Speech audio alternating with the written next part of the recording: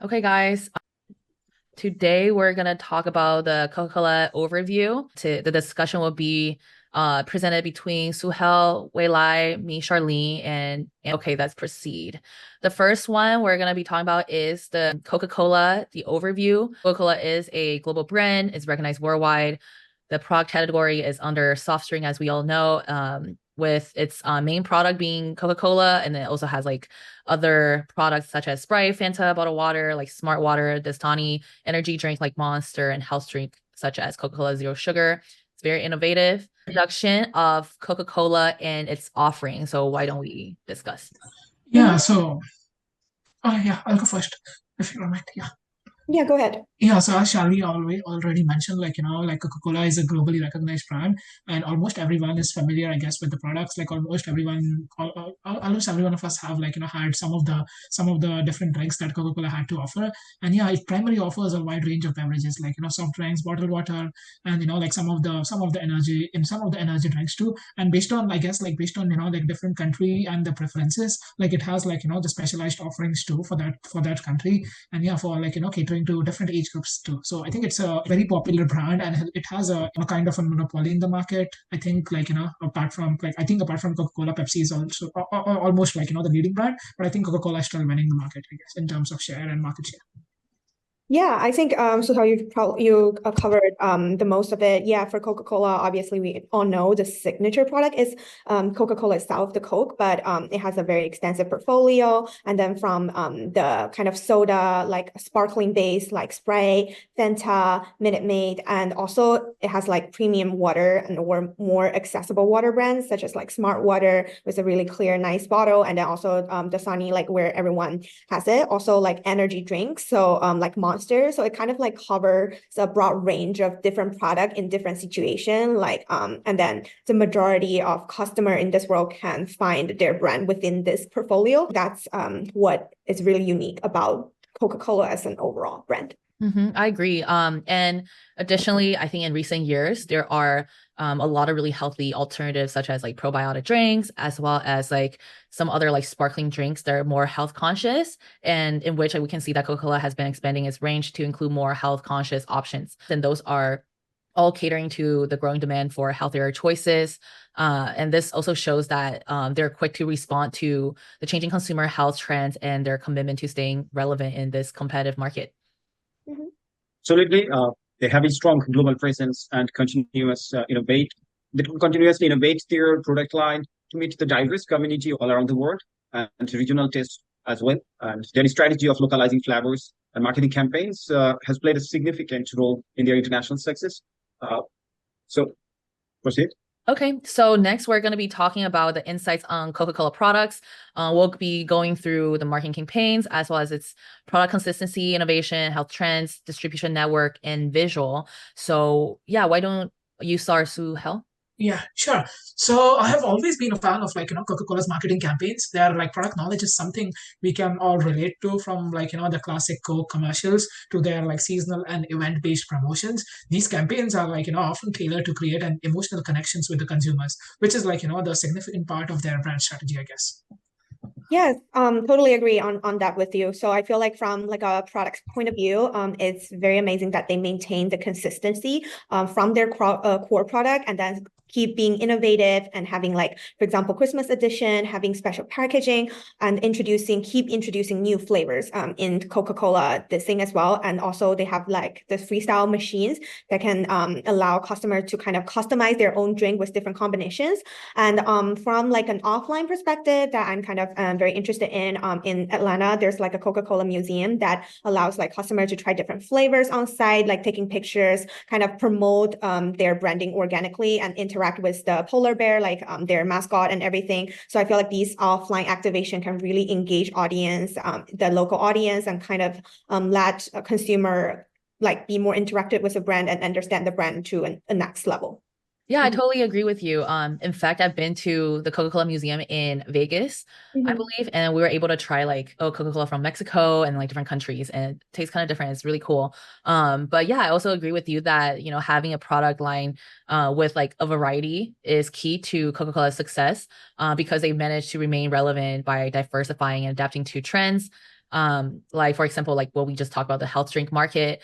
And yeah, like beyond their flagship cola, their portfolio also includes like other soft drinks, juices, sports drinks, tea, coffee, and even bottled water that we mentioned in the first slide. And I also just think that how they were able to cater to different consumer preferences and needs has been like the key to their success. And yeah, we've seen that they've introduced like something like Diet Coke, zero sugar, and other lower calorie, sugar-free options. I think in recent years, they also acquired Honesty, Zico coconut water, and also there's like a soy-based beverage drink called ADES, and it just shows their commitment to expanding into the health and wellness segment. Yeah, we also configure their extensive distribution network and partnership with the restaurants, stores, vending machine operators, and ensuring their products are accessible everywhere. The extensive reach is crucial for maintaining their market dominance and meeting consumer demand efficiently. So moving to the next topic.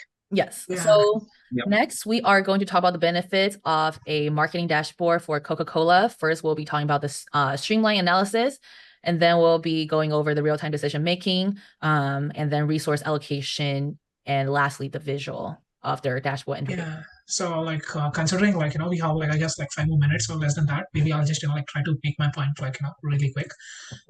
So Coca-Cola would significantly Coca-Cola would significantly benefit from the marketing dashboard approach. Like with their existing range of products and global reach, a dashboard could help them like streamline and analyze their marketing efforts more efficiently. Like at the same time, it would provide a centralized platform for monitoring the campaign's performance across like different regions and products, and they can keep an eye out for like the different sales performances and like how they are doing compared to like their competitors and like the week over week, and yeah, also track the seasonality due to the different seasons.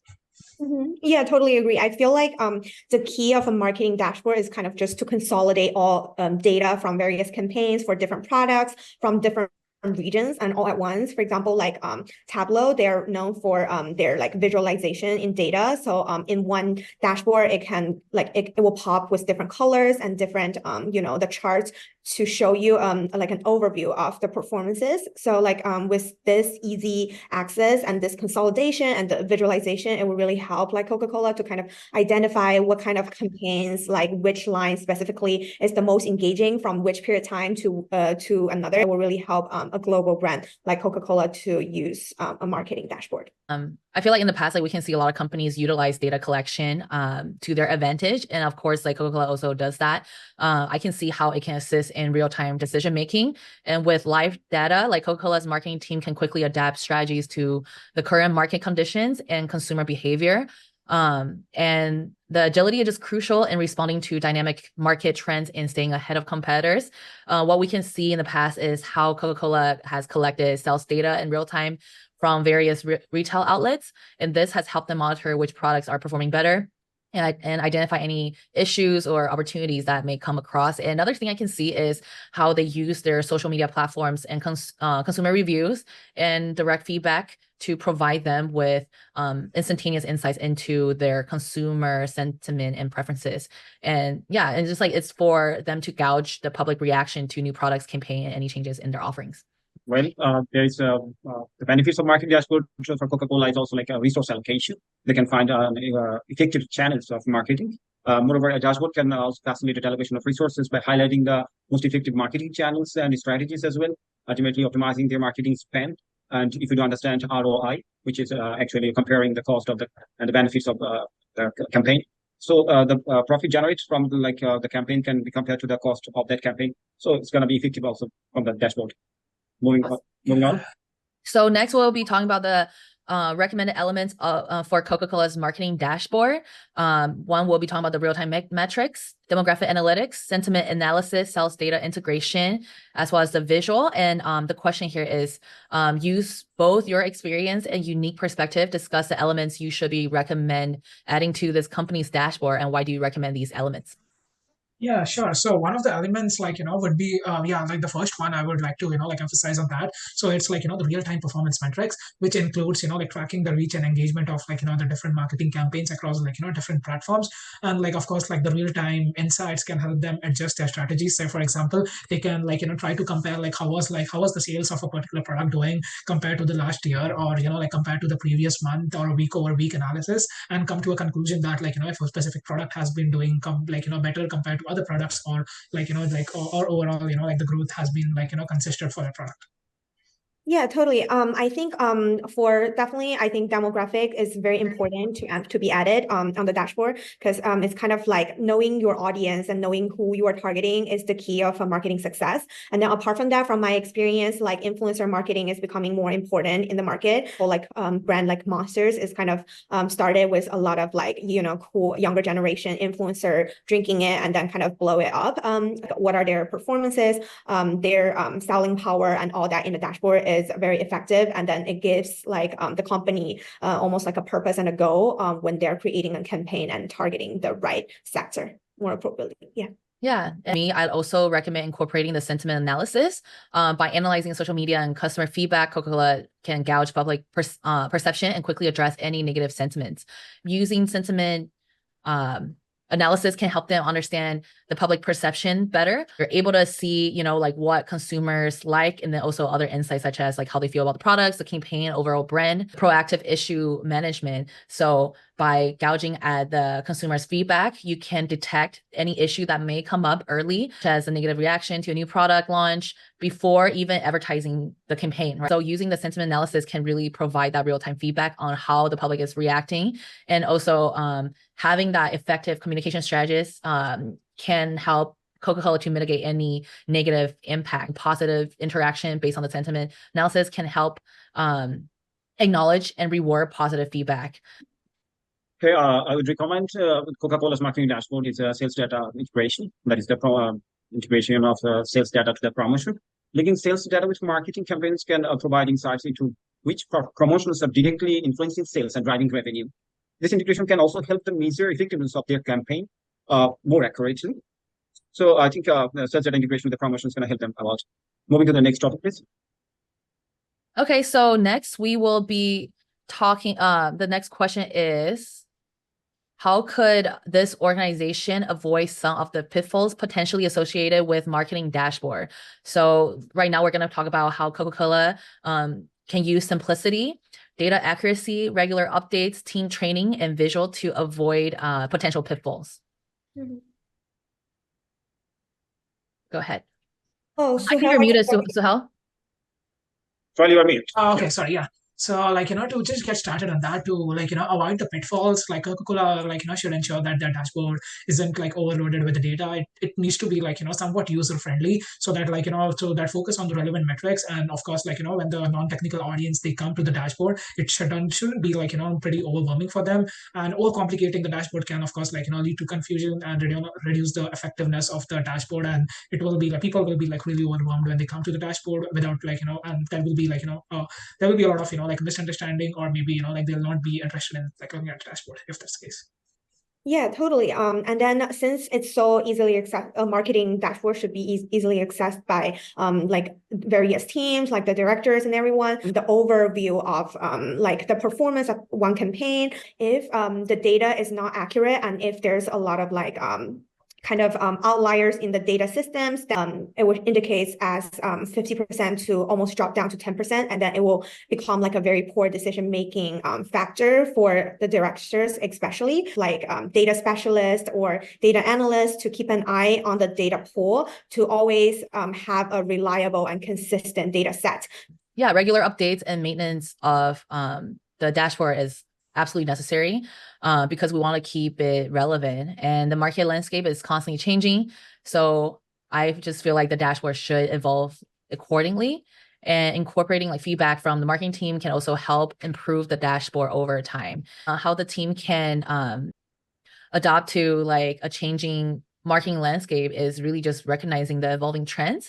And also with the technological advances, just like nowadays, like a year or two ago, like no one is thinking about AI, but now everyone's using AI to integrate into their jobs.